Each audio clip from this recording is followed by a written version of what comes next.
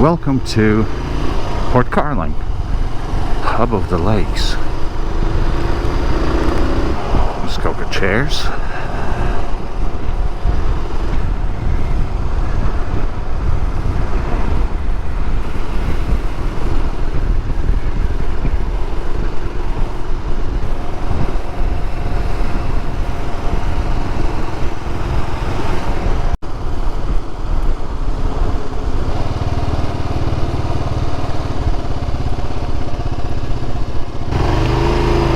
Port Carling used to be an Ojibway village.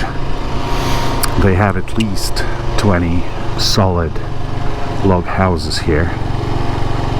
The natives hunted, fished, trapped fish here, farmed potatoes, beans, squash, corn, and such.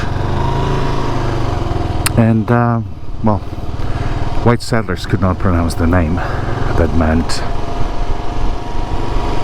narrow with a swift current, or something like that, in Ojibway. White settlers used to call it Indian Village or Indian Gardens. This is where Lake Rosseau empties into Lake Muskoka via the Indian River. Nice walking around here.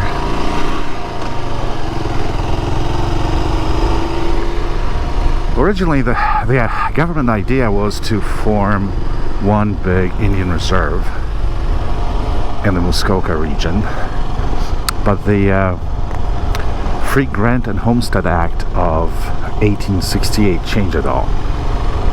You were given 100 acres of land if within 5 years you could clear 15 acres, and if you would build a house, and if you had children in the household, you could get I've never been up there, you could get another 100 acres.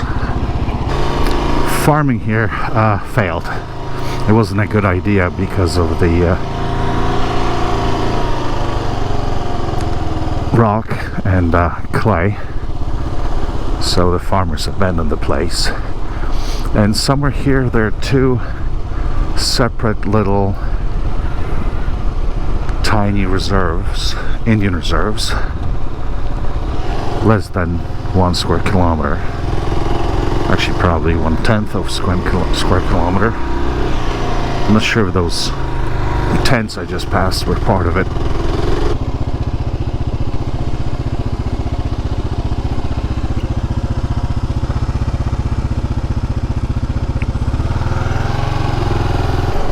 I entered the island hoping for some views, but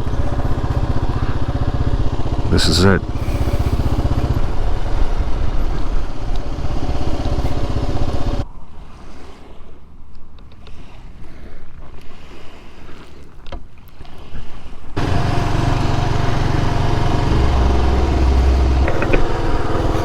When Free Grants and Homestead Act of 1868 was passed, the local Indian village was demolished. The Ojibway were removed from here, moved to Perry Island.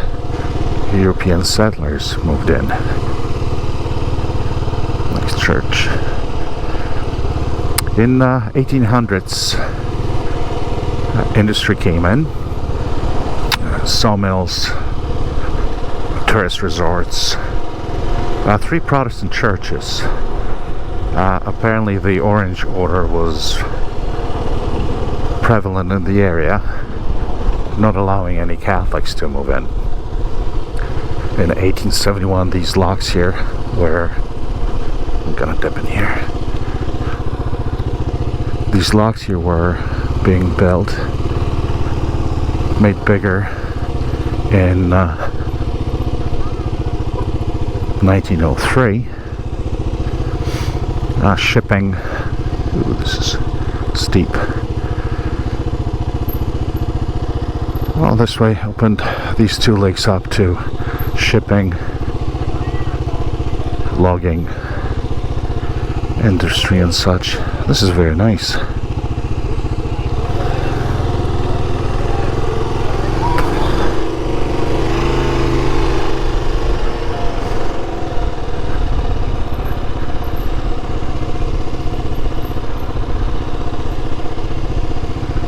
I believe this part is already the Indian River.